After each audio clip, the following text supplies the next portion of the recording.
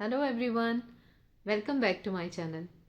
आज अपनी इस वीडियो में मैं बहुत ही प्यारे एक्सपीरियंस आपके साथ शेयर करूंगी। ऑफ कोर्स स्लिप डिस्क में रिकवरी से रिलेटेड, और आप लोगों के सवाल भी लूँगी। और अगर किसी से मेरी बीच में बात होती है और मुझे लगता है कि वो शेयर करना चाहिए तो वो भी आप लोगों के साथ शेयर करूँगी। तो बने रहिए मेरे साथ एंड तक। वीडियो अच्छी लगे तो लाइक, शेयर एंड सब्सक्राइब। आज जिनका सबसे पहले मैं आपके साथ स्क्रीनशॉट शेयर करने वाली हूँ ना, मुझे बहुत अच्छा लग रहा है उनका एक्सपीरियंस आपके साथ शेयर करते हुए। बहुत शॉर्ट में बताऊंगी क्योंकि डिटेल बहुत लंबी चौड़ी आगे पीछे का रहता भी नहीं है, मुझे भी याद नहीं रहता, लेकिन बस मैं वो पर्टिकुलर चीज़ ज़रूर शेयर करती हूँ। क्योंकि बहुत सारे मेरे भाई बहन ऐसे हैं जिनको बहुत लंबे टाइम से ये तकलीफ़ है, कमर दर्द की, शाटिका की, सर्वाइकल की, और उन्हें लगता है कि इम्पॉसिबल है, ये ठीक नहीं हो सकता। क्योंकि मुझे बहुत सवाल करे जाते हैं, क्या अब आप झुक सकते हो, क्या आप अब बैठ सकते हो, क्या आप गाड़ी ड्राइव कर सकते हो, मतलब बहुत सारे क्वेश्चंस रहते हैं बहुत सारे लोगों के। तो उन्हें लगता है क्योंकि हमसे तो नहीं हो रहा, हमारा तो ठीक हो नहीं रहा, तो ये कैसे ठीक हो रहे हैं। और इसीलिए मैं दूसरों के एक्सपीरियंस आप लोगों के साथ शेयर करती चली आ रही हूँ। क्योंकि मुझे लगता है कि एक से भले दो, दो से भले चार, जितने भी बढ़ते जाएं उतना अच्छा है ना। तो आपको, जिनको भी ये लगता है क्या ये ठीक हो सकता है, नहीं हो सकता, ये नहीं लगता, ऐसा लगता है आपको, तो उनके लिए है ये। क्योंकि जिनका मैं एक्सपीरियंस शेयर कर रही हूँ, इनका नाम शर्मिला जी है, और इन्होंने अभी रिसेंटली मुझे इंस्टाग्राम पर मैसेज किया। तो हालांकि इनकी पिछली आईडी से इन्होंने पहले मुझसे बात की होंगी, तो वो उन्होंने नई आईडी से मुझे मैसेज किया और उन्होंने बोला कि दीदी हमारे यहाँ कोई अंकल जी हैं और उनको बहुत सारी प्रॉब्लम्स हैं, और उन्होंने उनके बारे में मुझसे बात की। तो मैंने पूछा आप पहले से मेरे से बात कर चुकी हैं क्या? उन्होंने कहा हाँ जी। और मैंने फिर इनसे पूछा कि आप मतलब अभी कैसी हैं, अगर आपने मेरे से पहले बात की है। क्योंकि जब कन्वर्सेशन होती है तो पता चलता है ना कि हाँ भाई ये किस बारे में बात करें, इसका मतलब इन्हें पता है, वीडियोस देख चुकी हैं या नहीं देख चुकी हैं। तो उन्होंने कहा हाँ दीदी मैं अब बिल्कुल ठीक हूँ। क्योंकि मैंने पूछा ना मेरी आपसे बात हुई, उन्होंने कहा हाँ जी। तो मैंने पूछा कि फिर आपकी कंडीशन कैसी है, तो उन्होंने लिखा है मेरी तो बिल्कुल ठीक है जी।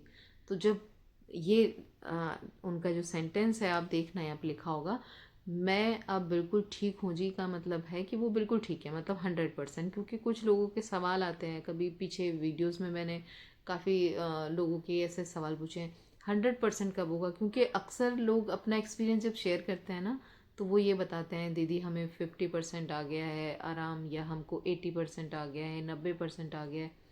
तो और 100% वाले भी होते हैं, लेकिन सब लोग वो वीडियोस शायद नहीं देख पाए हों। लेकिन 100% वाले भी लिख के जाते हैं कि हाँ हम 100% ठीक है। तो शर्मिला जी ने लिखा है मेरी अब बिल्कुल ठीक है, मतलब उनकी तकलीफ सारी क्योर है, वो अपना घर का सारा काम कर रही हैं। तो मैंने उनसे पूछा कि वो क्या, मतलब क्या मेडिसिन कितने टाइम ली उन्होंने, और उन्होंने, मुझे नहीं पता उससे पहले कितने ट्रीटमेंट किए हैं नहीं किए, क्योंकि उनकी आईडी, मेरा जो मैसेज थे उनके डिलीट हो गए थे। लेकिन उनका अभी का जो उन्होंने यूनानी मेडिसिन ली थी, और प्रिकॉशंस मसासिकाई, जो मैं बोलती हूँ कि आप मेडिसिन से पहले ये चीज़ें स्टार्ट करो, ठीक है ना। तो वो सब उन्होंने किया है, और सिर्फ 1.5 मंथ का टाइम था जो उन्होंने लिखा है। मैंने सिर्फ 1.5 मंथ ली थी। उसके बाद मैं हमेशा बोलती हूँ कि भले ही आपको दर्द बिल्कुल चला जाए, आपको लग रहा है मैं सारे काम भी कर पा रहा हूँ या कर पा रही हूँ, लेकिन फिर भी कम से कम 1.5 2 साल तक टिक कर अपने जो फिजिकल प्रिकॉशंस हैं, सबसे इम्पॉर्टेंट है झुकना और वज़न उठाना, हैवी वज़न कोई भी है ना, उन चीज़ों का, और एक नीचे बैठने का थोड़ा सा ध्यान रखना है। मतलब मेन तो है कि आप वज़न ना उठाएं, बिल्कुल नहीं, कतई। और झुक के लगातार जो काम होते हैं वो नहीं करने चाहिए, और एक धीरे धीरे से बैठना चाहिए। अगर ठीक ठाक है तो बिल्कुल उसमें, लेकिन धीरे धीरे से बैठिए। मतलब ऐसा ना हो कि आपको एकदम से कुछ खिंचा हुआ है, जैसे चनका पड़ जाता है बोलते हैं ना, लेकिन ऐसे में एक एक सेकंड में हो जाता है वो, तो उससे दर्द ना बढ़ जाए, है ना। और सीढ़ियाँ थोड़ा सा आराम आराम से चढ़ें ठीक होने के बाद। तो उससे ये होगा कि आपका जो हील हुआ है, जो आपकी डिस्क सेट हुई है, जो भी हुआ है अंदर बिल्कुल ठीक हो गया है, वो बिल्कुल जख्म पूरी तरीके से हील हो जाए। ये मेरी सलाह रहती है, यही मैं शर्मिला जी को भी कहूँगी, और उनको मैंने बोला भी है कि अभी प्रिकॉशंस पे ध्यान रखना। वो ठीक हैं, बहुत अच्छी बात है, ऊपर वाले का शुक्र अदा करती हूँ जब भी कोई ये शेयर करता है कि हाँ हम ठीक हैं। क्योंकि मेरे से जब कोई बात करता है तो ऑलरेडी बहुत सारी चीज़ें वो ट्राई करके बैठे होते हैं और उन्हें लगता है कि ये क्यों नहीं ठीक हो रहा है, तो दीदी से पूछ लें कि क्या बात है। तो मैं तो खैर अपना एक्सपीरियंस ही बताती हूँ, इसमें कुछ ज़्यादा कम नहीं, लेकिन हाँ, मेडिसिन आप कंसल्ट करके लीजिए, जो भी आपको मेडिसिन रिलीफ दे, पर परहेज और लाइफस्टाइल जो मैंने बताए हैं, जो मैंने छोटी छोटी चीज़ें की हैं अपने आप को ठीक करने के लिए, वो बहुत जल्दी अगर कोई समझ जाता है और वो उसका असर भी उनको बहुत जल्दी देखने को मिल जाता है। तो ये थी शर्मिला जी। आई होप जिन लोगों का ये क्वेश्चन रहता है क्या कभी 100% ठीक होती है या नहीं होती है, उनके लिए ठीक है। तो ठीक हो सकता है, पर सब कुछ आपके हाथ में है, क्योंकि प्रिकॉशंस आपने करने हैं। आपकी जगह ना कोई डॉक्टर आपका आपके बदले फिजिकल प्रिकॉशंस करेगा, ना कोई मतलब कोई और करेगा ही नहीं, आप ही को करना है। वो सुबह जब बिस्तर से उठना है तो आपको उठना है और तरीके से उठना है कि आपकी कमर पे जोर ना पड़े। अभी यहीं पे मैं एक एक्सपीरियंस शेयर कर देती हूँ। रात जब मैं सोने जा रही थी तब मुझे किसी का मैसेज मिला, और जैसे टाइम होता है मेरे पास, क्योंकि मैं जब भी मुझे वक्त मिलता है ना, मैं रिप्लाई करती हूँ इंस्टाग्राम पे जो भी मुझे मैसेज करता है। तो मैंने उनसे पूछा कि आपको मतलब क्या क्या प्रॉब्लम हो रही है और कितने टाइम से हो रही है और क्या आपने न्यूरो सर्जन को दिखाया है। तो वो उन्होंने कहा हाँ जी मैं दिखा चुका हूँ और 6 महीने से ज़्यादा ही हो गया है उनको। तो उनका ये कहना था कि दीदी मुझे रीढ़ की हड्डी जो मतलब पूरी कमर है मेरी, उसमें स्टिफनेस है, बहुत ज़्यादा जकड़न आ गई है। तो पता नहीं आप लोगों में से कुछ लोगों को याद होगा, मैंने हमेशा बताया है कि मेरी जो कमर की हड्डियां थी, मुझे ना एक एक फील होती थी, इतनी जकड़न थी मेरी कमर पे। तो दर्द वर्द सब सेकेंडरी, लेकिन वो जो जकड़न है जिसमें ऐसा लगता है कि लकड़ी बन गई है हमारी रीढ़ की हड्डी एक, उनका वो जो कंडीशन है वो बहुत मतलब वो टेंशन में भी डाल देती है और आपको दर्द भी फील कराएगी, आपको इरिटेट भी करेगी। वो बहुत ही बुरी कंडीशन है, पर वो मेरी ठीक हुई है बिल्कुल अल्हम्दुलिल्लाह, आज भी ठीक है, ऊपर वाले का शुक्र है। पर वो स्टिफनेस जो मुझे लगता था कि ये जकड़न कैसे जाएगी, तो वो धीरे धीरे गई है। और उसके लिए प्रिकॉशंस लाइफस्टाइल के साथ मसाज और सिकाई ने बहुत अहम रोल अदा किया है। ऑफ कोर्स मेडिसिन भी थी, तो ये सब चीज़ें मैंने की थी, तो उसी से वो धीरे धीरे चलती चली गई। और मसाज सिकाई मैं हमेशा बोलती हूँ कि जकड़न के लिए वो करते रहिए, उसको छोड़िए मत। और वही तेल जो मैंने बता रखा है, जिनको नहीं पता है नीचे डिस्क्रिप्शन में चेक कर लेना। तेल आपको घर पे ही बनाना है, तिल का तेल और कश्मीरी लहसुन, जैसे गांठ लहसुन गठिया लहसुन भी बोलते हैं ना, वही लेना है। उसमें कुछ और मत मिला लेना कि घर की लहसुन पका ले, नहीं, उसका अपना अहम रोल है, तो उसी से जाएगी। और जिन भी मेरे भाई बहनों को ये लग रहा है कि वो खुद इस तकलीफ़ में फंस गए हैं, मतलब एक तरीके से जो जिनसे मैंने कल बात की उनका भी यही कहना था कि मैं फंस गया हूँ इसके अंदर, ट्रैप हो गया हूँ इसके अंदर, इस तकलीफ़ में। तो उन्हीं के लिए है कि आप स्टार्ट करिए प्रिकॉशन से। आपकी जॉब भी हो सकती है, आपका काम हो सकता है, लेकिन आपको वो सब परहेज को करते भी कर चलना है जितना हो सके। ठीक है, स्टार्टिंग में आपको लगेगा ये इम्पॉसिबल है, क्योंकि बहुत से ऐसे भाई बहन भी होते हैं जिनको ये लगता है कि ये तो बहुत सारे परहेज है भाई, ये नहीं हो सकते। तो आप स्टार्ट तो करें, आप झुकना बंद कर दीजिए, नीचे बैठना पालथी लगाना बंद बंद कर दीजिए, सीढ़ियाँ चढ़नी बंद कर दीजिए, है ना। उसके बाद धीरे धीरे धीरे जब आपको कुछ अच्छा फील होने लगेगा तो आप बाकी की सारी चीज़ें खुद ब खुद करने लगेंगे। तो आज का पहला एक्सपीरियंस मैंने आपके साथ जो शेयर किया, ये शर्मिला जी थी, और मुझे खुशी है कि वो आज ठीक हैं और वो दूसरों की हेल्प कर रही हैं। सबसे अच्छी बात यह है कि जब हम निकल आते हैं इस तकलीफ़ से, तो हमारा खुद ही मन करता है दूसरे को बताएं, अगर कोई इस तकलीफ़ में है ना, तो हम जाके खुद बढ़ेंगे, हाथ बढ़ाएंगे कि भाई आओ हम बताते हैं आपको कि आप ये कर लो, ठीक है। तो वो हेल्प कर पर्पस से मुझसे बात कर रही थी, मुझे इस बात की भी खुशी है कि वो दूसरे की हेल्प भी कर रही हैं। बस अपना ख्याल रखिएगा। अगला जो एक्सपीरियंस शेयर कर रही हूँ ना, वो हसीना शेख जी का है, और इन्होंने लिखा है, दीदी मैं अब ठीक हूँ, बहुत आराम है, मैं खुश हूँ। दी आपकी बताई हुई हर बात फॉलो करती हूँ। 3 मंथ हुए हैं मैं यूनानी दवाई लेते हुए, अभी पूरी तरह ठीक होने में टाइम लगेगा इंशाल्लाह। थैंक यू दी, आपकी वीडियो नहीं देखा हो तो आज मेरी हालत कैसी होती सोचने में भी डर लगता है। चलिए, हसीना जी के लिए भी मैं बहुत खुश हूँ, क्योंकि 3 मंथ हुए हैं उनको और वो यूनानी मेडिसिन उन्होंने बताई है कि वो ले रही हैं। अच्छा, मेडिसिन कोई भी लीजिए आप, जो भी आपको रिलीफ दे, ठीक है। उसमें आयुर्वेदिक भी है, एलोपैथिक भी है, आपको होम्योपैथी से रिलीफ आ सकता है। आप जो भी चाहे मेडिसिन लें, बस परहेज मसाज सिखाए वो कंटिन्यू रखिए उसके साथ में। अगर आप फिजियो ले रहे हैं तो फिजियो करिए उसके साथ में। मतलब कुछ ना कुछ ऐसा होना चाहिए जो आपके मसल्स को भी अ, अच्छा रखे, ताकि आपको हील होने में कम टाइम लगे, ठीक है। तो ये पॉजिटिविटी बहुत अच्छी है, बहुत ज़रूरी भी है ठीक होने के लिए, कि आपको अगर इतना आराम आया है तो पहले तो इसके लिए शुक्र अदा करते रहिए अपने रब का, कि जिन्होंने आपको इतनी तंदुरुस्ती दी है। और यकीनन जब आप इसके लिए शुक्रगुजार होंगे तो आगे आपकी हेल्थ अपने आप ही इम्प्रूव होती जाएगी। और ये फैक्ट है, आप मैंने ये सब किया है, यकीन मानिए कि जब मैंने ये चीज़ मैंने भी यूट्यूब में देखा था, किसी ने कहा कि आप किसी चीज़ के लिए जब शुक्रगुजार हैं, अच्छी चीज़ के लिए शुक्रगुजार होंगे तो आपको वो अच्छी चीज़ें और मिलती जाएंगी। तो फिर सबसे पहले मैंने हेल्थ के लिए सुबह उठते ही सबसे पहले जब जागती थी तो जैसे ही ब्रेन मेरा वेकअप हो जाता था, मतलब पता चल जाता था कि हम जाग गई हूँ, तो उस टाइम मैंने शुक्र अदा करना शुरू किया। चाहे मुझे इतना सा रिलीफ था, पर मैंने उसके लिए शुक्र अदा करना शुरू किया, और वो फिर धीरे धीरे रिकवर होते ही गया, है ना।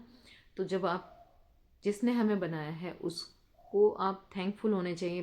पहली बात तो हमें जब कोई तकलीफ़ ना हो तब भी थैंकफुल होना चाहिए, ठीक है। इतनी अच्छी लाइफ, इतनी अच्छी सेहत मिली है, लेकिन हम लोग उस टाइम पे तो नहीं ध्यान देते हैं। पर जब हम तकलीफ़ में हैं उस वक्त रोने से अच्छा है कि हम ये रोते रहें कि अरे मुझे क्या हो गया, मुझे क्या हो गया, मुझे क्या हो गया। उसको छोड़ के आपको दुनिया टॉर्चर करेगी, आपको घर वाले, अपने लोग भी बहुत कुछ सुना के चले जाएंगे, आपको तकलीफ़ होगी बहुत ज़्यादा। लेकिन आप उस वक्त, आपको रोने का मन है ना तो रोइए, अपने रब के सामने रोइए, ठीक है। पर जैसे ही वो गुबार आपका कम हो, फिर आप शुक्र अदा करिए, क्योंकि आप दूसरों से बहुत अच्छी कंडीशन में हैं, बहुत अच्छी में। तो फिर आप उस चीज़ के लिए जब शुक्रगुजार होंगे तो अच्छी चीज़ें आपके पास, अच्छी सेहत भी मिलेगी, जो चीज़ आपको चाहिए वो सब मिलेगा। लेकिन अपने आप को पॉजिटिव रखिए। और नुज़हत जी, सॉरी हसीना जी, वो वाकई पॉजिटिव हैं कि इंशाल्लाह जब इतना रिलीफ आया है तो आगे भी आएगा। बस अपने परहेज को मत छोड़िएगा, एक बार भी मिस्टेक मत करिएगा। मैं हमेशा बहुत सारे लोगों के एक्सपीरियंस आप लोगों के साथ इसलिए शेयर करती हूँ कि लोग कहते हैं कि हम बिल्कुल ठीक हो गए दीदी, और फिर वो अचानक से क्या होता है, उन लोगों के ही मैसेज आते हैं, और फिर वो इतने, कोई कोई तो बहुत रोता भी है कि दीदी आराम आया था चला गया, क्यों चला गया। तो वो इसीलिए कि आप सोचते हैं कि ये एकदम से ठीक हो गया, नहीं, ऐसा नहीं होता है। जब ये ठीक हो जाता है तो वो बहुत लकी लोग हैं जिनका चुटकियों में ठीक हो जाता है। लेकिन अगर आपका दर्द चला गया है, आप इस तकलीफ से बाहर आने लग रहे हो, आए नहीं हो, तो उस टाइम आपको परहेज ईमानदारी से चलना है, उसको करके आपने किसी के लिए भी अपने परहेज को ख़राब मत करिएगा। क्योंकि किसी के लिए अगर आप बैठ भी जाते हो, मान लो कोई गेस्ट आ गया है, आप, बहुत सारी सिस्टर है मेरी जो बोलती हैं कि गेस्ट आए थे, हम उनके लिए खाना बना रहे थे, हम उनके लिए काम कर रहे थे, मुझे पता है ये भी ज़रूरी है, लेकिन आपको बीच में रेस्ट भी करना है। आप उस वक्त हेल्प ले लीजिए बिल्कुल बिना शर्माए, क्योंकि आपकी कंडीशन अगर बिगड़ी तो आपको कोई कितना हेल्प कर पाएगा, नहीं कर पाएगा। और है हाल, जो मैं बोलती हूँ ना हालत बिगड़ी, तो वो हालत बिगड़ी वो उसकी बारे में बात करती हूँ जब मैं बिस्तर पे लेट के करवट भी नहीं ले सकती थी। मैं अपनी गर्दन को, मुझे लगता था कि काश कोई मेरी गर्दन थाम ले, जबकि वो बिस्तर पे है, गर्दन स्ट्रेट बिस्तर पे गर्दन है, लेकिन ऐसा लगता था कि ये टिकी नहीं है।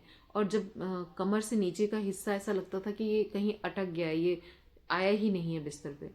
तो वो इरिटेटिंग वाली पोजीशन, और जब आप बैठ ही ना पाए, है ना, कई साल हुए आप तरसें कि मैं बैठ जाऊं, क्योंकि कोई आया है तो भी बैठना पड़ता है, आपको काम करना है तभी कुछ भी करना है तो बैठ के ज़्यादा टाइम हमारा स्पेंड होता है। अकॉर्डिंग टू लेटना, हम लेटते इतना नहीं है, बस सोते टाइम लेटेंगे, दिन में आप कितना लेट जाओगे, लेकिन जब मजबूर हो जाता है इंसान तो लेटना भी पड़ता है। तो खैर हसीना जी, अपना ख्याल रखिए और इंशाल्लाह आप पूरी तरह से स्वस्थ होंगी। अपना ध्यान रखिएगा। यहाँ पे नीचे चलिए खैर, अगला जो मैं कमेंट आपके साथ शेयर कर रही हूँ, ये अमित कुमार जी का है, अमित कुमार मौर्य, ठीक है। तो इन्होंने लिखा है, दीदी मैंने पहले भी वीडियो में मैसेज किया था, तब बहुत परेशान था, न्यूरोलॉजिस्ट को दिखाया था जिन्होंने दवाएं दी, लेकिन आपने सारी चीज़ें बताई जो नहीं करनी चाहिए स्लिप डिस्क में। मैंने सब फॉलो किया है। बीच बीच में बिस्तर से उठने में 3 बार मुझे जर्क लगा, लेकिन फिर आपने जो लहसुन और तेल बताया, लहसुन का जो तेल बताया, और जो लेप बांधने वाली दवा बताई, सब किया। अब लहसुन का तेल से मालिश कर लेता हूँ दिन में 3 से 4 बार। इतना अच्छा हो गया हूँ 70 दिन में, सोचा नहीं था। लगभग ठीक ही हो चुका हूँ। शायद अभी 2 मंथ और लगेंगे सही होने में। डॉक्टर ने जो दवाएं दी थी वो भी ले रहा हूँ। उन्होंने लिखा है कि 70 दिन में मैंने बेड रेस्ट किया है, अभी इतने दिन से झुका नहीं हूँ, पूरा सही हो जाऊँ फिर धीरे धीरे मोबिलिटी एक्सरसाइज करूँगा। धन्यवाद आपका दीदी, आपने बहुत हिम्मत दी। इतने दिनों में जल्दी ही ठीक हो जाऊँगा, उम्मीद है पूरा फिट हो जाऊँगा। चलिए, अमित जी का एक्सपीरियंस मुझे बहुत अच्छा लगा पढ़ के। आप लोग जानते हैं कि जिन्होंने मेरे साथ मतलब जो वीडियोस पहले देखी हैं, मैं हमेशा बोलती हूँ कि आप इधर उधर से, अगर कमर में दर्द हो गया या पैर में दर्द आ रहा है, तो आप इधर उधर भटकने की जगह आप सीधा न्यूरोसर्जन से मिलिए, ठीक है। न्यूरोसर्जन या न्यूरोलॉजिस्ट, उनसे मिलिए, अपनी एमआरआई कराइए, अपनी जांच करवाइए, और आपको पता होना चाहिए कि आपको तकलीफ़ क्या है, ठीक है ना। तो उनसे ट्रीटमेंट लीजिए, आपको फ़र्क पड़ेगा। तो अमित जी को भी मैंने यही बताया था और वो गए हैं। आई थिंक वो आर्मी में है, मुझे ऐसा लग रहा है, पता नहीं अभी मैं सही हूँ कि नहीं, पर उन्होंने अपना ट्रीटमेंट लिया और उनको आराम है। 70 दिन मतलब कि 2 महीने से थोड़ा ज़्यादा वक्त हो गया है, पर आराम आया है, ये अच्छी बात है, ठीक है ना। कितना रिलीफ है ये आप समझ ही गए होंगे कि उनको लग रहा है कि अभी 2 महीने और लग जाएंगे चलिए ठीक होने में, पर वो कोई बात नहीं है। अभी परहेज के साथ चलिएगा। अपने जो अच्छा इन्होंने कहा है कि इन्होंने मसाज और सिखाई, क्योंकि उठते वक्त हम लोग ध्यान नहीं देते हैं, है ना। हम लोग ऐसे लेटे थे, सीधे एकदम ऐसे बैठ जाते हैं।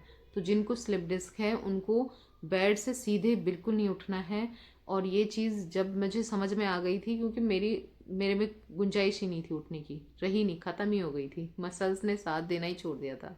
तो मैंने फिर वो लेफ़्ट साइड करवट लेके हाथों को टिका के बगल में हाथों पे जोर डाल के उठना शुरू किया था। और जोर डालने का मतलब ये है कि बॉडी का पूरा प्रेशर हाथों पे आना था, कमर के मसल्स पे जरा सा भी प्रेशर नहीं जाना चाहिए। ये बहुत इंपॉर्टेंट चीज़ है जो मैंने अप्लाई की थी और वो मेरे पे काम की। और इतने जितने भी लोग हैं आज वो जो समझते हैं, जो मुझे ये कहते हैं कि दीदी आपने बारीक बारीक चीज़ें भी बताई हैं कि ये नहीं करना वो नहीं करना, तो ये वही है।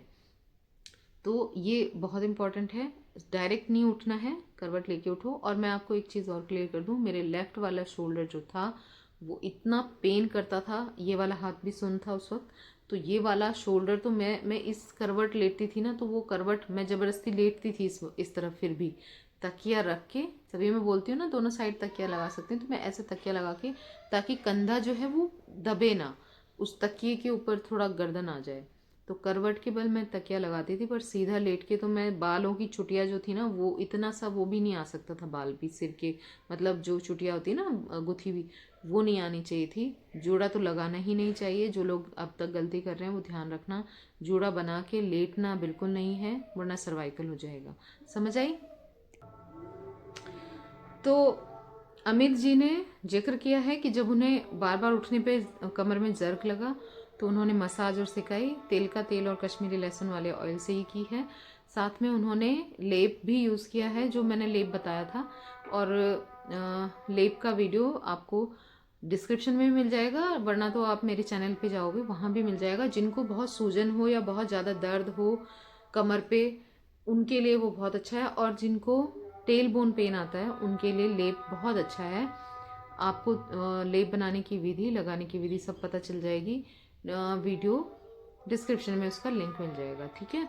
तो वो लेप आप बना के लगा सकते हैं। जिनको इतनी सारी दिक्कत है वो भी अमित जी ने किया है। और मेन खास वही है आपकी प्रिकॉशंस, आपकी लाइफस्टाइल, जो मैं वीडियोस में बार बार शेयर करती रहती हूँ। साथ में खाने का परहेज भी करिए, जैसे चावल, आलू, खट्टी चीज़ें, ठंडी चीज़ें, फ्रिज की चीज़ें, फ्रिज के फ्रूट्स, खट्टे फ्रूट्स थोड़े दिन के लिए अवॉइड करने हैं, जब तक आप इस तकलीफ से बाहर नहीं आ जाते हो, ठीक है ना। पर फिज़िकल परहेज आपको ठीक होने के बाद भी थोड़ा लंबे टाइम तक करिए, ताकि इस चीज़ से, इस तकलीफ से पूरी तरीके से बाहर आ जाए। इसलिए कहती हूँ ये चीज़, क्योंकि ये तकलीफ़ आपकी गलती से दोबारा हो सकती है। आप अगर वज़न उठा लिया ना आपने, तो आपको तुरंत इस तकलीफ़ का स्वाद चखने को मिल जाएगा, जो चाहे आप ठीक हुए हों या जिस भी तरीके से आप ठीक हुए हैं, लेकिन तुरंत आपको पता चल जाएगा कि आपने गलती कर दी है, ठीक है। तो परहेज रखिएगा। और सब अच्छे से स्वस्थ हों और जल्दी स्वस्थ हों, बस यही हर इंसान की कामना होती है, ठीक है ना। ये अंकित जी का एक मैसेज है, वो मैं आपके साथ शेयर कर रही हूँ। अंकित जी ने इंस्टाग्राम पे ही मुझे मैसेज किया था। इन्होंने लिखा है बहुत रिलीफ है मैम। तो मुझे ये तो याद नहीं है कि क्या क्या तकलीफ़ें थी, पर इन्होंने जो बताया है वो आपके साथ शेयर कर रही हूँ। मैम मेरा जो पेन जो पैर में था वह चला गया है। अब केवल जब खांसते हैं तो थोड़ा सा खिंचाव महसूस होता है। इनको इतना आराम आ गया है। लेकिन आपको ये बहुत ज़रूरी बात है जो इन्होंने लिखी है, क्योंकि जब मैं दूसरों के कमेंट पढ़ती हूँ ना तो मुझे अपना टाइम भी याद आता है। ऑफ कोर्स जब खांसते थे, जब छींकते थे, तो वो जो खिंचाव है, वो जो तकलीफ है वो महसूस होती थी भाई। खिंचाव तो उन्हीं को होगा जिन, मतलब हर किसी को नहीं होता है, पर खिंचाव महसूस होता है जिनको थोड़ा सीरियस हो जाती है तकलीफ, तब मेरे हिसाब से। किसी को ऐसा होता है तो अपना एक्सपीरियंस ज़रूर शेयर करना कि आप कैसे करते हो। मैं जिस वक्त देखो, छींक तो नहीं पता चलता है कि कब आई और कब हो गया, छींक छींक दिया हमने। लेकिन जो खांसते वक्त मैं क्या करती थी, क्योंकि जब खांसी हो गई मान लो और उस वक्त कितना भी आराम आया है, पर खांसते हैं तो पूरी ताकत लगती है, तो मैं पेट को टाइट कर लेती थी, जिससे पेट के जो मसल्स हैं पेट और कमर के, वो कम से कम मतलब हिले डुले। क्योंकि अगर पेट टाइट होगा तो कम जर्क आएगा कमर के ऊपर जब आप खांस रहे हो। और छींकते वक्त अगर आप कर सको तो बहुत अच्छी बात है। बाकी छींकना जो है अपने काबू में नहीं होता है, जहाँ तक मैं समझती हूँ। और हर जो मुझे मुझे तो मतलब अंदर पेट से आती थी छींक, तो वो मेरी जान ही निकल जाती थी, बहुत खतरनाक छींक आती थी। खैर, इन्होंने लिखा है कि बाकी सब चीज़ों, पैर का दर्द चला गया है, अब खांसते हुए या थोड़ा सा खिंचाव महसूस होता है मांसपेशियों में। थैंक्स मैम, मेरा दर्द चला गया, अब मैं कभी गलती नहीं करूँगा। बहुत बहुत दिक्कत है शाटिका और स्लिप डिस्क में, अब सोच समझ के कोई काम करूँगा। अपनी स्पाइन का बहुत ख्याल रखूँगा, खासकर L4 L5 वाले जगह को। अभी 35 दिन हुआ है मेडिसिन लेते हुए, थोड़ा सा भी नहीं झुके हैं मैम। आपका बहुत धन्यवाद। कैसे करूं, मेरे पास वह शब्द नहीं है। जो थोड़ा सा प्रॉब्लम है वह भी बहुत जल्दी ठीक होगा, पूरा उम्मीद है। जब पूरा ठीक हो जाएगा तो पता नहीं लिखा है इन्होंने, पूरा ठीक हो जाएगा तो अपना हर बातों को आपके सामने रखूँगा ताकि और सारे भाई बहन ठीक हों। हाँ बिल्कुल बिल्कुल, अपना एक्सपीरियंस ज़रूर शेयर करना। खांसते वक्त पैर में केवल महसूस होता है, मांसपेशियों में अब और कोई ज़्यादा प्रॉब्लम नहीं बचा है, अभी ठीक होगा आपका मार्गदर्शन से। ठीक है। देखो अंकित जी का जो था ना, मुझे याद आ गया, ये शायद बिहार से ही हैं। इन्होंने बहुत सारे सवाल किए थे और ये अभी शायद यूनानी मेडिसिन ही ले रहे हैं। अगर अंकित जी देख रहे हैं तो कंफर्म करना, ठीक है। प्रिकॉशंस वो सारे वो कर रहे हैं, जो चीज़ें मैं बताती हूँ वीडियोस में सुनते हैं ध्यान से और उसको फॉलो कर रहे हैं, तो उनको आराम आ रहा है। दर्द जाना बहुत रिलीफेबल होता है। आपको पता है कि इंसान को जब दर्द है वो हर जगह दौड़ेगा, क्योंकि मैं सच में, मैं मुझे कहीं से भी कोई बताता था ना कि मैं वहाँ से ठीक हुआ, और वाकई वो ठीक होते थे वहाँ से। लेकिन जब मैं जाती थी तो मेरे लिए वो चीज़ काम नहीं करती थी। और ऐसा होता है तो सबके लिए नहीं है, इतना घबराने की ज़रूरत नहीं है। पर ये ध्यान रखना कि एक रास्ता बंद है तो 4 खुले रहते हैं हमेशा। तो उन चारों रास्ते में से कोई तो आपके लिए होगा, तो कोशिश आपको करनी ही पड़ेगी। अगला जो एक्सपीरियंस शेयर कर रही हूँ ये ज्योति जी का है और इन्होंने लिखा है, शबाना जी आपका बहुत बहुत धन्यवाद, मोस्ट वेलकम। आपकी बताई मेडिसिन की वजह से मेरे पैर का भारीपन पूरा आराम हो गया है, बस कमर पे थोड़ा पेन है। भगवान आपको हमेशा खुश रखे, ऐसे ही सभी की मदद करते रहिएगा। चलिए खैर, मैंने जो मेडिसिन बताई है, जो मैंने ली थी वो मैंने शेयर की है, पर बेहतर ये रहेगा कि आप हमेशा खुद से मेडिसिन ना लेके आप किसी को कंसल्ट करके मेडिसिन लीजिए, मेरी हमेशा ये सलाह रहेगी। ठीक है। ज्योति जी को आराम है और उनका भारीपन चला गया है। जिन लोगों को पैर में भारीपन है वो जानते हैं कि भारीपन मतलब क्या है ना, तो उनका वो ठीक है, बहुत अच्छी बात है। कमर पे थोड़ा पेन है, अब अगर कमर पे कम है तो बहुत अच्छी बात है। अपना ख्याल रखिए, मैं तो यही उम्मीद करती हूँ और हमेशा बोलती हूँ, क्योंकि लोगों को ना थोड़ा सा, जिनको भी तकलीफ़ है वो चाहते हैं कि हम जल्द से जल्द बाहर आ जाएं, और जल्द से जल्द के चक्कर में सारे गड़बड़ हो जाती है कि जितना आराम है वो चला जाए, तो बस चला ना जाए, है ना। तो वो कोशिश करिएगा कि आपकी तरफ से कोई गलतियाँ ना हो, बस उसका ध्यान रख के चलिए, तो बाकी सब धीरे धीरे ठीक होते ही जाएगा। जिस भी मेडिसिन से आपको आराम आए, परहेज के साथ चलते जाइए। अब आप लोगों के सवाल ले रही हूँ जो रिसेंटली पूछे हैं आप लोगों ने, उसके जवाब देने की कोशिश करूँगी। सबसे पहले ये कुलविंदर कौर जी का सवाल है कि मैम मुझे भी स्लिप डिस्क की प्रॉब्लम है, मेरी बैक, लेग और पैर में दर्द होता है, दवाई चल रही है, मुझे डॉक्टर ने ऑपरेशन कहा है मैम, सुबह शाम दर्द बहुत होता है, क्या ये प्रॉब्लम ऐसे ही ठीक हो सकती है? कुलविंदर जी, मेरी तो बिना ऑपरेशन ठीक हुई है, लेकिन आपको कोशिश करनी पड़ेगी। आप पहले थोड़ा सा अपने परहेज जो मैं बताती हूँ वीडियोस में, वो आप अपने स्टार्ट करिए, क्योंकि आप मेडिसिन चाहे जितनी भी ले रहे हो, परहेज पे अगर ध्यान नहीं दे रहे तो मेडिसिन आपके काम करेगी ही नहीं, आपको आराम दिखेगा ही नहीं, ठीक है। तो आप परहेज और लाइफस्टाइल को मेंटेन करिए। लाइफस्टाइल में मैं जो चीज़ें बताती हूँ, देखिए परहेज में आगे झुकना, नीचे बैठना, वज़न उठाना, सीढ़ी चढ़ना, टू व्हीलर का इस्तेमाल बिल्कुल बंद करना है। लाइफस्टाइल में आपको बेड से उठते हुए बहुत आराम से उठना है, लेफ़्ट साइड करवट लेके, जो मैंने बताया, हाथों को टिका के। फिर आपको खड़े होते थोड़ी नरम चप्पल आती हैं वो पहनिए, आपको वो पहननी है। ये नहीं आपने सोचना कि मैं किचन में खड़े होकर काम चप्पल पहन के नहीं कर सकती, क्योंकि आप अगर इस तकलीफ़ में हैं, आपको सर्जरी बोला है, तो जो नीचे से भी प्रेशर ऊपर की तरफ जाता है उससे बचाव होगा, आपको रिलीफ देगा। खड़े होते ही बेड से लंबर वाली, डबल सपोर्ट वाली, जो डबल टाइट करने वाली जो रहती है बेल्ट, वो वाली बेल्ट आपको लगानी है। इसके अलावा आपको ध्यान रखना है कि आपने जो बेल्ट है वो कर्व वाली लेनी है, मतलब जो रीढ़ की हड्डी के साथ हो, बिल्कुल ऐसे लेनी है, वो आपको सपोर्ट दे। एक तो एकदम फ्लैट आती है, बिल्कुल सीधी खड़ी जैसी, वो इतनी अच्छी नहीं होती। तो अच्छी वाली बेल्ट लीजिए। जिसको नहीं पता है, मेरी वीडियोस में जाएंगे, नीचे स्क्रॉल करेंगे तो आपको पता चल जाएगा, जब मेरे चैनल पे जाके देखोगे मैंने वीडियो बनाई है कि आपको किस तरह की बेल्ट आपके लिए ज़्यादा अच्छी रहेगी, ठीक है। तो वो आप देख लीजिए, उस तरह की बेल्ट ले पहनना है उसको। फिर जब आप ब्रश करते हो तो एक हाथ से दीवार का सहारा लेके कम से कम झुकिए कुल्ली करते वक्त, और एक हाथ से मुँह हाथ धोइए, वो आपके लिए बहुत ज़रूरी है। फिर आपने जब नहाना है तो स्टूल पे बैठ के नहाइए, पर एक ही फिट का स्टूल होना चाहिए, ना उससे छोटी पटरी होनी चाहिए, ना उससे बड़ा स्टूल होना चाहिए। एक फिट का प्लास्टिक का स्टूल ईजिली मिल जाता है, प्लास्टिक की जो शॉप होती है ना वहाँ पे, तो वो आपने रखना है। फिर सिर आगे करके कभी बाल नहीं धोने हैं, सीधे बैठे बैठे बालों को पीछे की तरफ वॉश करिए, ध्यान रखिएगा, ये सब के लिए है, ठीक है।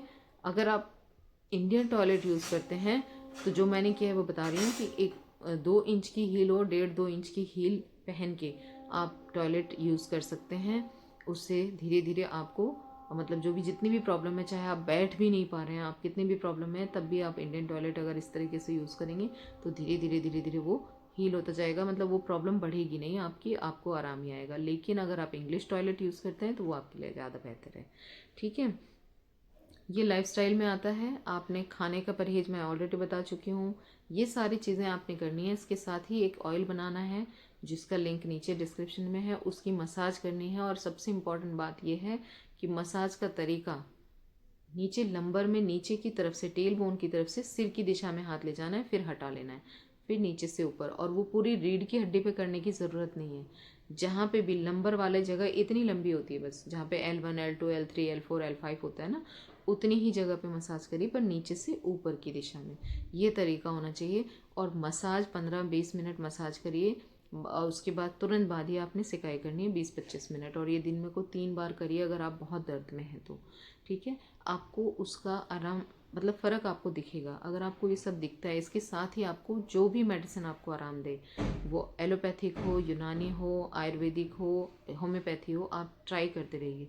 आपको ये सब करके देखना है। अगर आपको रिलीफ मिलता है तो फिर आप बेशक उस पर स्टिक रहिए, अदरवाइज़ आपको जो बेहतर लगे, आपके डॉक्टर जो सलाह दें आप उस पर अमल कर सकते हैं, पर आपको कुछ कोशिश तो कर लेनी चाहिए। ये मेरा हमेशा सलाह होती है। बहुत ज़्यादा फ्रस्ट्रेटेड जो लोग रहते हैं उनको, जिनको बोला गया है कि भाई आप ऐसे नहीं, आप हो नहीं सकता ठीक, तो तब वो उन्होंने भी रिकवर किया है। ठीक है, तो आप लोग जब मेरी वीडियोस के नीचे जाएंगे आपको वहाँ पे पिन कमेंट हमेशा मिल जाएंगे। जिन लोगों का एक्सपीरियंस मुझे जेन्युइन लगता है तो मैं पिन करके छोड़ती हूँ, तो आप लोग देख सकते हैं। ठीक है कुलविंदर जी, आप कोशिश तो ज़रूर करें, मेरी ये सलाह है आपके लिए।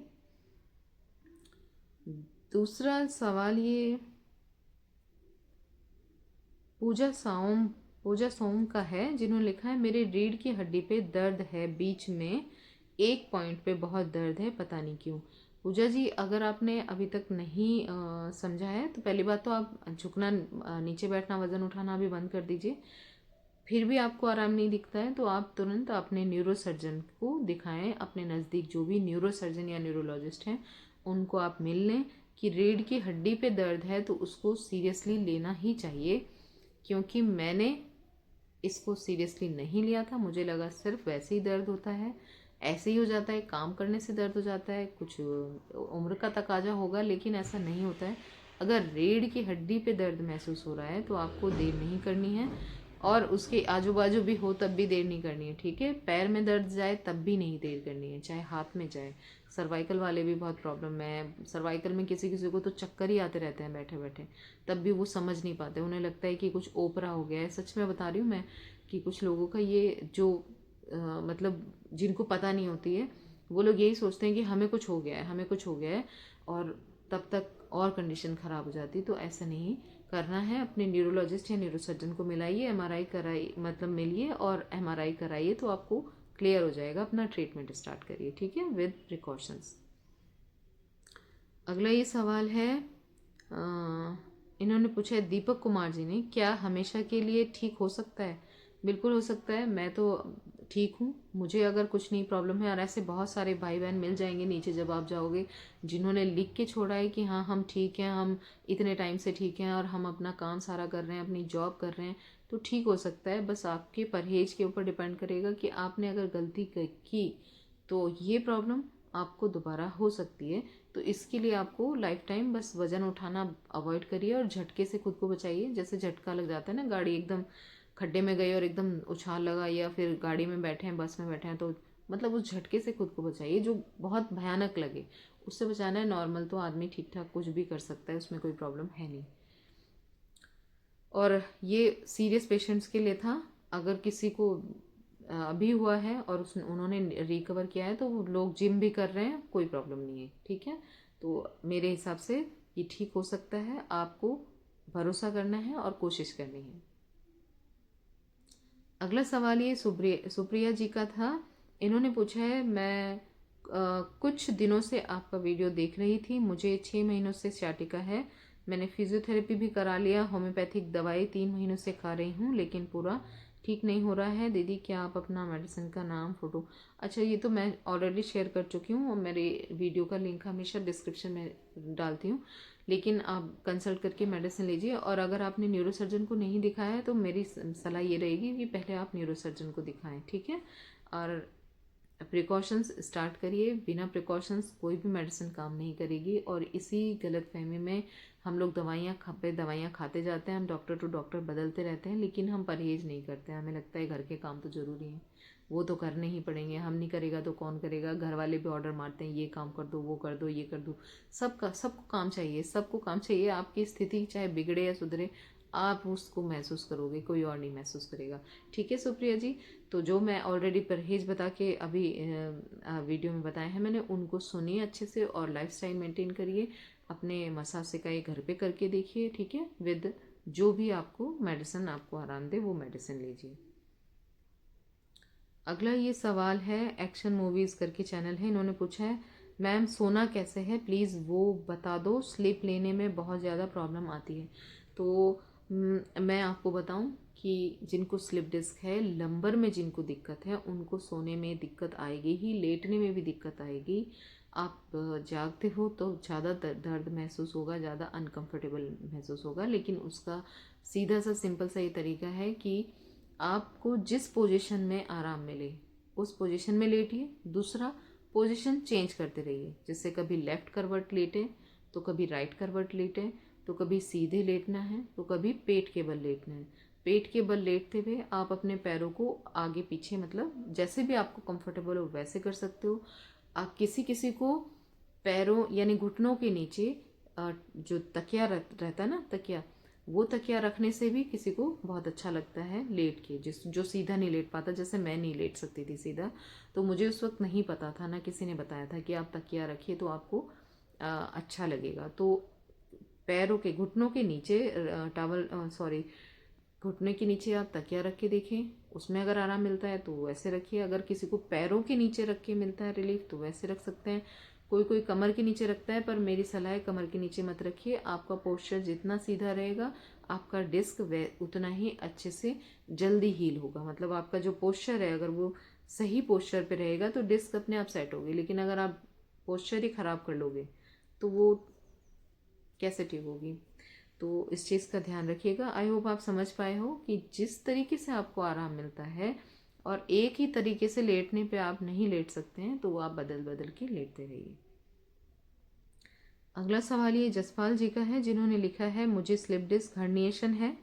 ओ, हर्निएशन उसको बोलते हैं जब आपकी जो रीढ़ की हड्डी में जो बारीक बारीक नसें होती हैं उसमें तो जब तक वो दब रही हैं तब तक तो स्लिप डिस्क है, मतलब डिस्क बल्ज है, सॉरी, ठीक है, डिस्क बल्ज है। लेकिन अगर वो जेल बाहर आके जब मोटी जो नर्व होती है जो बीच में से जा रही है, जो ब्लड लेके जाती है, अगर उस पर प्रेशर आता है तो फिर वो हर्निएशन होता है और उसकी वजह से दोनों पैरों में आपकी ताकत महसूस कम होगी, आपके पैरों में सुनपन आ सकता है, आपका यूरिन कंट्रोल जा सकता है। तो वो हर्निएशन वाली पोजीशन है। तो उन्होंने लिखा है कि उनको ये प्रॉब्लम हो रही है और साथ में सर्वाइकल भी है। ऑफ कोर्स मुझे भी था, आप जानते हैं मुझे हर्निएशन और सर्वाइकल था, मुझे भी था। उन्होंने लिखा है मुझे जब घुटनों में और बाजू में जिस जगह दर्द होता है वहाँ गांठ बन जाती है। Oh no. ऑयल मसाज करने से ठीक हो जाता है मगर समझ नहीं आता ऐसा क्यों होता है। कोई बता सकता है ऐसा क्यों होता है? क्योंकि मेरा एक जगह दर्द नहीं होता, कभी कहीं कभी कहीं कभी कहीं होता है, टांगों में भी और बाजुओं में भी। देखिए जसपाल जी, जैसे आपने मतलब कंडीशन बताई है ये मेरे साथ नहीं था।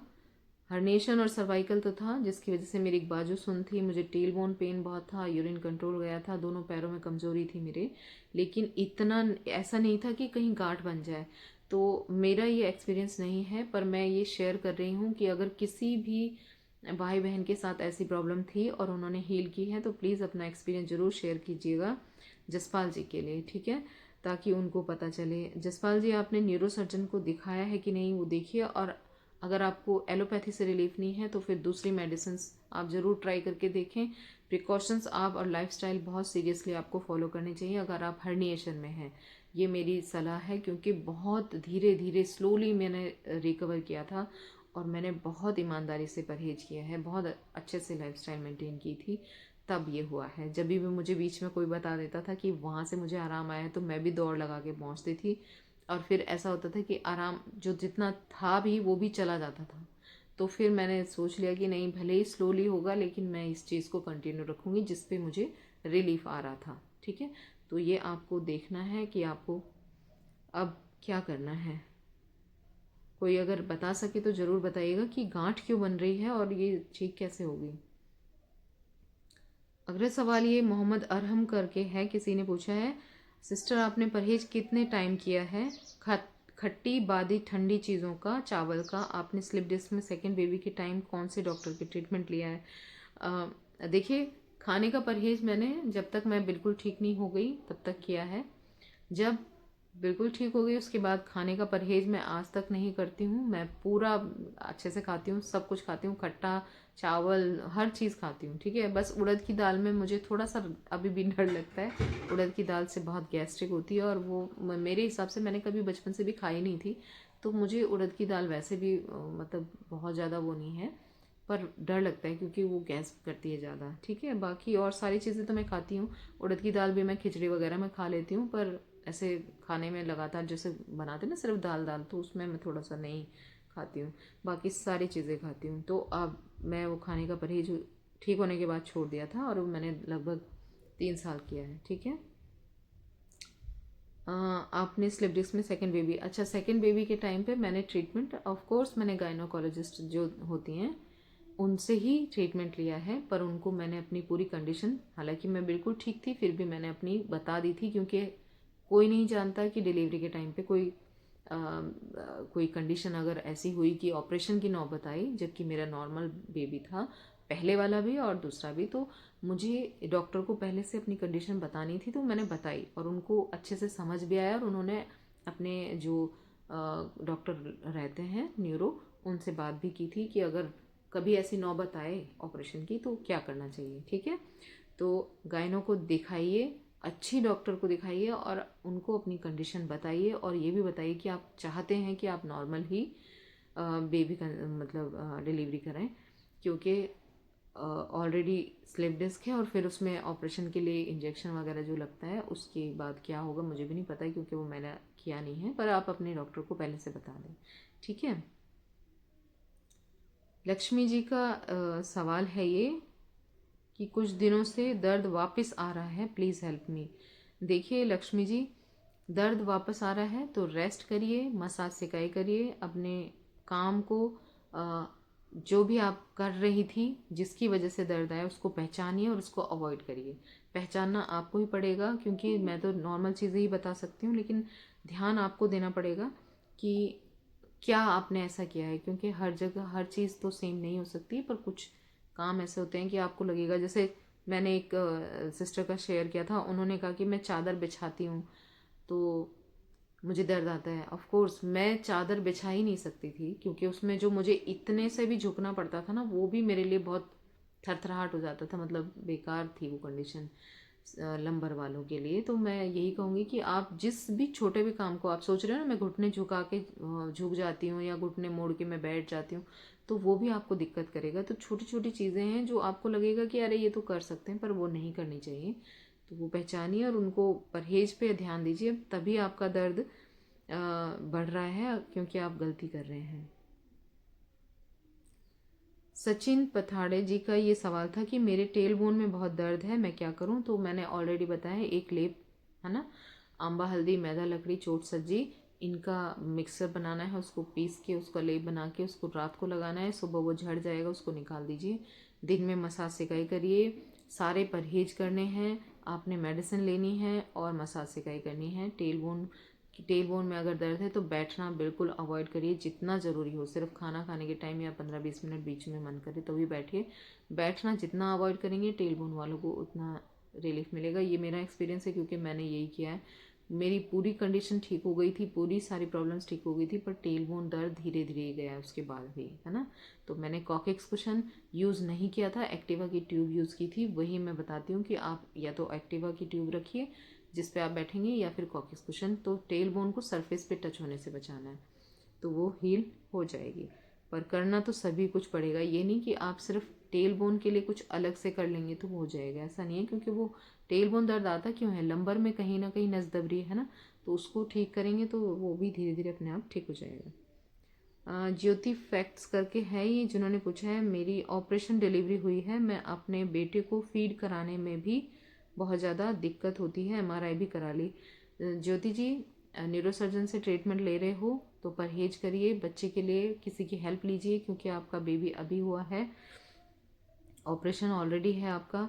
फीड कराने के लिए आप चेयर पे बैठिए, बेबी को किसी से बोलिए कि आपकी गोद में दे दें, और तब आप बैठ के फीड कराइए। झुक के नहीं फीड कराना है, जितना आप स्ट्रेट बैठ सकते हैं बैठिए, बच्चे को फीड कराइए, उसे लिटा दीजिए। आप उसको झुक के उठाइए मत, क्योंकि आप झुकेंगी तो आपको तकलीफ होगी। तो परहेज, फिज़िकली परहेज बिल्कुल करिए। और अगर आपको एमआरआई में कुछ भी ऐसा बताया गया है जिसकी वजह से डिस्क वगैरह अगर तकलीफ बताई गई है, तो फिर आपको थोड़ा सीरियसली अपने प्रिकॉशंस के साथ अपना ट्रीटमेंट लीजिए। और कुछ और पूछना है तो फिर मुझे इंस्टाग्राम पर मैसेज कीजिए, मेरा आईडी आपको डिस्क्रिप्शन में मिल जाएगा। ठीक है,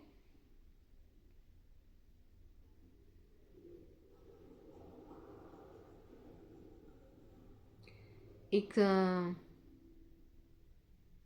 सवाल वंदना जी का है, इन्होंने पूछा है, मैम मुझे भी स्लिप डिस्क की प्रॉब्लम है, लेकिन अभी मैं 8 मंथ की प्रेगनेंसी है, तो क्या मैं ये दवा ले सकती हूँ। नहीं, कोई दवा नहीं लेनी चाहिए प्रेगनेंसी में, कोई भी दवा खुद से बिल्कुल मत लेना।